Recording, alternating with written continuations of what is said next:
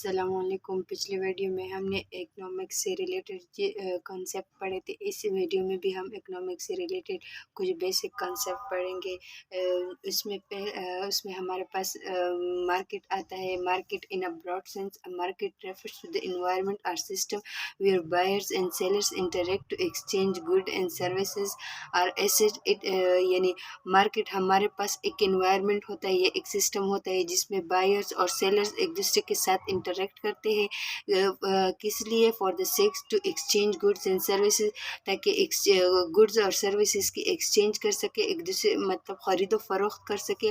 और एसेट्स की, it can B physical like traditional market places, और ये हमारे पास फिजिकल भी हो सकते हैं जिस तरह के हम फिजिकल मार्केट जाते हैं, ट्रेडिशनल मार्केट हो गया, और virtual such as in online platform.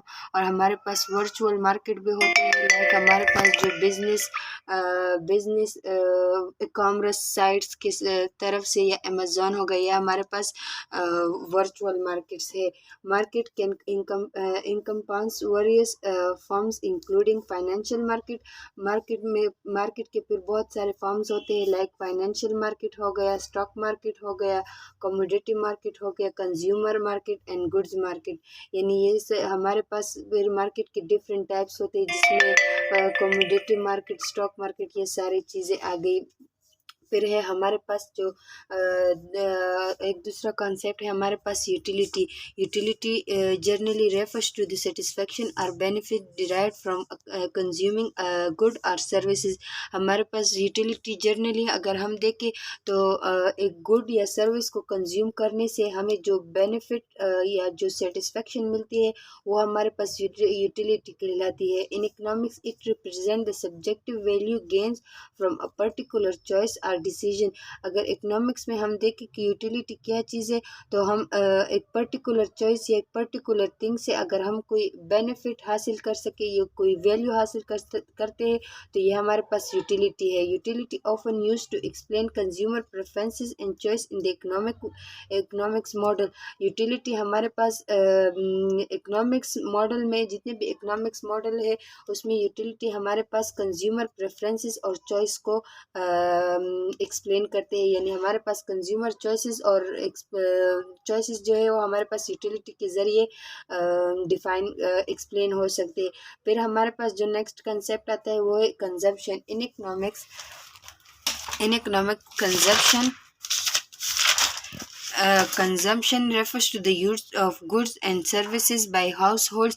Economics में हमारे पास कंजम्पशन जो है वो goods and services, house hold के ज़रिए गुड्स एंड सर्विसेज की जितना भी यूज़ होता है वो हमारे पास कंजम्पशन में आ जाता है। It is the crucial component of overall economy and characterised into durable goods. यह हमारे पास ओवरऑल इकोनॉमी का एक क्रूशियल कंपोनेंट, इम्पॉर्टेंट कंपोनेंट है, एक इम्पॉर्टेंट हिस्सा है और ओवरऑल इकोनॉमी का। और हम इसको करेक्टराइज मतलब कंजम्पशन को हम डिवाइड भी कर सकते हैं ड्यूरेबल गुड्स में, यानी कार्स, और जो अप्लायंसेस है non durable goods such as food clothing में हो गया, और जो सर्विसेज है हमारे पास हेल्थ केयर, एजुकेशन। यानी इन सब चीज़ों की हम कंजम्पशन किस तरह करते हैं, ये हमारे पास ओवरऑल इकोनॉमी में एक इम्पॉर्टेंट फैक्टर होता है। Consumption is a factor in measuring economic activity and influenced by various factor.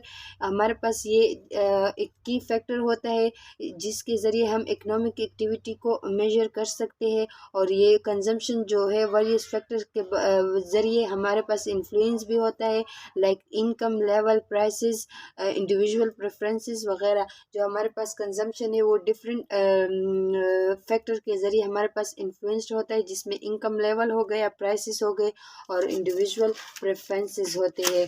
फिर है हमारे पास कंज्यूमर सरप्लस।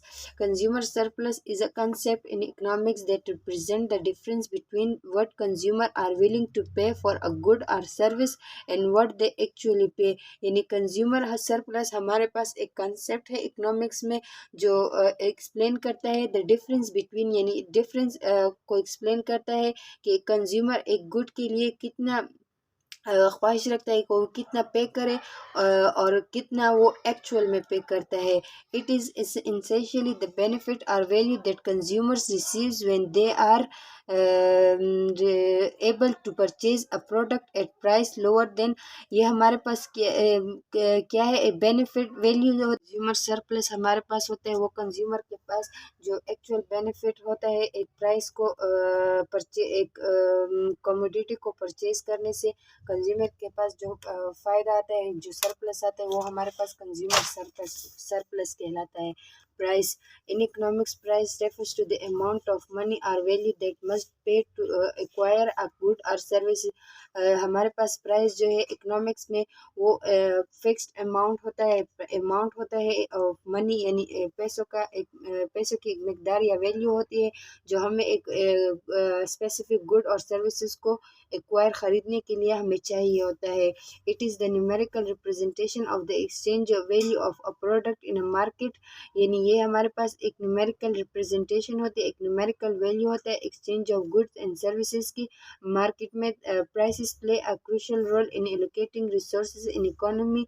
यानी प्राइस जो हमारे पास है वो एक मतलब एक अहम किरदार अदा करता है कि इकोनॉमी में हम रिसोर्सेज को कैसे एलोकेट करें.